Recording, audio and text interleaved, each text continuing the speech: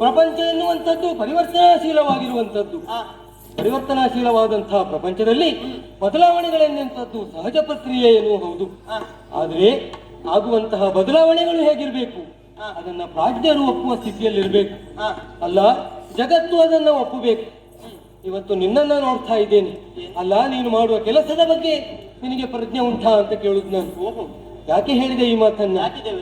ಯಾರ ಅಂಜಿಕೆಯೂ ಇಲ್ಲದೆ, ಅಳುಕಿಲ್ಲದೆ ತಾನೇ ತಾನಾಗಿ ರಣಧಾರಣಿಯಲ್ಲಿ ವಿಜೃಂಭಿಸ್ತಾ ಇದ್ದಿ. ನಿನ್ನ ಝಳೆ ಕೋಲಾಹಲವನ್ನ ಕಂಡಾಗ ಯಾರು ಕೂಡ ಬೆರಗಾಗಲೇಬೇಕು. ಅನಿವಾರ್ಯ ಪರಿಸ್ಥಿತಿ ಹೆಣ್ಣು ಮಕ್ಕಳು ಧೈರ್ಯದಿಂದ ವ್ಯವಹರಿಸುವುದು ಸಹಜ. ಯಾಕೆ ಇದು ಮೊದಲು ಉಂಟಲ್ಲ, ಈ ಹಿಂದೆ ಕೌರವರ ಕೂಡ ಯುದ್ಧವೊಂದು ಆಗಬೇಕೆನ್ನುವ ಹಾಗೆ ನಿರ್ಧರಿಸುವುದಕ್ಕೆ ಪಾಂಡವರ ಇವರು ಸೇರಿದ ಕಾಲಕ್ಕೆ ಧರ್ಮದ ಪ್ರಭುಗಳು ಸಂಘರ್ಷ ಬೇಡ, ಒಪ್ಪಂದದಿಂದ ಬಗೆಹರಿಸಿಕೊಳ್ಳುವ ನಿರ್ಧಾರಕ್ಕೆ ಬಂದ. ಸರಿ, ನನಗಾದಂತಹ ವೇದನೆ ಯಾತನೆ ಮರೆಯುವುದಕ್ಕೆ ನಾನು ಸಿದ್ಧರಿರಲಿಲ್ಲ. ಭೀಮದೇವನ ಮುಖ ನೋಡಿದಾಗ ಅಣ್ಣ ಹೇಗೆ ಹೇಳ್ತಾರೆ ನಾನು ಹಾಗೆ ಅನ್ನುವಾಗಿ ಉತ್ತರ ಬಿಟ್ಟ. ಇನ್ನು ಪಾರ್ಥದೇವ ಏನು ಅಂತ ಕೇಳಿದಾಗ, ಇಲ್ಲಪ್ಪ ನನ್ನ ಅಣ್ಣಂದಿರು ಏನು ಹೇಳ್ತಾರೆ ಆದ್ರೆ ಒಂದು ಶಬ್ದದ ಆಚೆಗೆ ವ್ಯವಹರಿಸುವ ನನ್ನ ಕರ್ತವ್ಯ ಅಲ್ಲ ಹೀಗೇನು ಹಾಗೆ ಎಲ್ಲರೂ ಜಾರಿದ ಕಾಲಕ್ಕೆ ನಾನೇ ಹೇಳಿದುಂಟು, ಬೇಡ ನೀವು ಯಾರು ಯುದ್ಧಕ್ಕೆ ಅಣಿಯಾಗುವುದು ಬೇಡ. ವೀರ ಮಗನಾದಂತಹ ಅಭಿಮನ್ಯು ಬಿದ್ದಾನೆ, ನನ್ನ 5 ಮಂದಿ ಹೆಡದ ಮಕ್ಕಳಿದ್ದಾರೆ, ನಮ್ಮ ದೃಪದ ಪರಿವಾರ ಸೇನೆ ಉಂಟು, ನಮ್ಮವರ ಕೂಡ ನಾನೇ ಯುದ್ಧ ಸನ್ನದ್ಧಳಾಗಿ ಹೋರಾಟವನ್ನು ಕೊಡ್ತೇನೆ, 100 ಮಂದಿ ಕೌರವ ಎನ್ನುವ ಹಾಗೆ ನಾನು ಹೇಳಿ ನಿಂತ ಕಾಲಕ್ಕೆ ನನ್ನ ಅಗ್ರಜನಾದಂತಹ ಕೃಷ್ಣದೇವ, ಬೇಡ ದ್ರೌಪದಿ ಈ ಬಗೆಯಲ್ಲಿ ವ್ಯವಹರಿಸಬೇಡ, ನಾನೇ ಹೋಗ್ತೇನೆ, ಮಾಡುವ ಸಂಧಾನವನ್ನು ಯುದ್ಧದ ರೀತಿಯಲ್ಲಿ ಬದಲಿಸಿಕೊಡ್ತೇನೆ, ಹೀಗೆ ನನ್ನಲ್ಲಿ ಅವನು ಹೇಳಿದುಂಟು ಅದನ್ನು ಮಾಡಿ ತೋರಿಸಿದ್ದು. ಆದ್ರೆ ಇನ್ನು ನಿನ್ನ ಈ ಸ್ಥಿತಿಯನ್ನ ನೋಡುವಾಗ ವರ ತಂಜದಿಹ ನಾರಿ ಹೆಣ್ಣಾದವಳು ಯಾರಿಗೂ ಹೆದರದೇ ಇದ್ರು ಕೂಡ ಕೈ ಹಿಡಿದ ಗಂಡನಿಗಾದ್ರೂ ಹೆದರ್ಬೇಕಾಗ್ತದೆ. ಹೆದರುವುದಲ್ಲ, ಅದು ಗೌರವ. ಗೌರವ.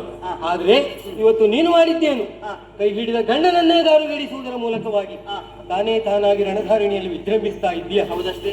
ನಿನಗೊಂದು ಎಚ್ಚರಿಕೆಯ ಮಾತನ್ನ ಹೇಳ್ತೇನೆ, ಮಾಡಿದ್ದು ತಪ್ಪಾಯಿತು ಎನ್ನುವ ಹಾಗೆ ಹಿಂದಕ್ಕೆ ಹೋದರೆ ಒಳಿತು, ಇಲ್ಲಾದ್ರೆ ಕೆಟ್ಟ ಪರಿಣಾಮವನ್ನು ನೋಡೋಣ.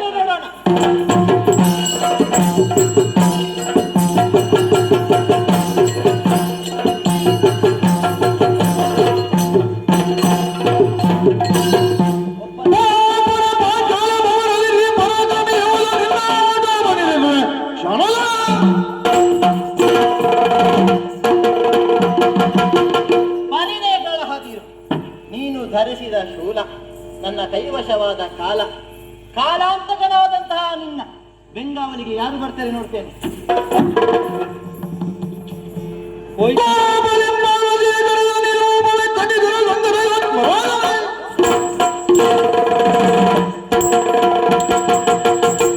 ಹೋಯ್ತಲ್ಲ ಶೂಲ, ಚಿಂತಿಸಬೇಕಾದಂತಹ ಅಗತ್ಯ ಇಲ್ವೇ ಇಲ್ಲ. ಯಾರಲ್ಲಿ ಯಾರು ಯುದ್ಧವನ್ನ ಮಾಡಬೇಕು ಅವರೇ ಮಾಡಬೇಕು. ಈ ಪ್ರಕರಣಕ್ಕೊಂದು ಆದಷ್ಟು ಬೇಗ ಮುಕ್ತಿಯನ್ನ ಹಾಡಲಿಲ್ಲ ಅಂತಾದ್ರೆ ಮುಂದೆ ಪರಿಣಾಮ ಏನಾಗ್ತದೆ ಅನ್ನುವುದನ್ನು ಊಹಿಸುವುದು ಕಷ್ಟ. ಹಾಗಾಗಿ ಪಾರ್ವತಿ,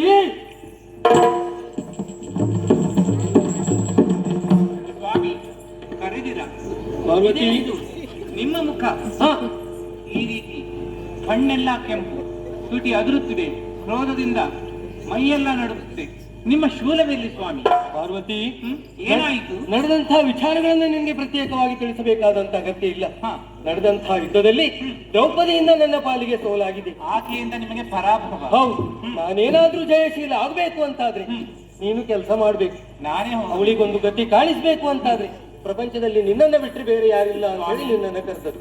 ಅವಳ ಸೊಕ್ಕನ್ನು ನಾನು ಅಡಗಿಸ್ತೇನೆ, ನೀವು ಮರೆಯಲ್ಲಿ. ಅದರಂತೆ